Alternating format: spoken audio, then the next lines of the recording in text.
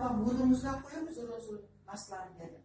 Анан мурдума коюп чалкалап жаттым, мурдума коюп калганын жеп алып жүрдүм. 2 жумадан кийин жакшы болуп калды, гайманаттын дагы кетти. Келин 2 айдан кийин келиндеги жаралар дагы кетти. Ушинтип анан мен ипарга ушинтип кыздарым жаш барып келип калганмда, ошондо 2006-жылы мен пенсияга чыкканмын, 50 жашымдачы. Анан денем таптаза болуп, мурдум дагы калды. Анан 5-6 жыл өткөндөн кийин мен 49 жашымда рабочий тапкан болчумун. Ал ачки дагы түшүп калыптыр рабочий. Азыр деле мен ачки таппаймын. Керек болсо чоң кызым үйрөтөм, апа менен окуй бериңизчи дейт да.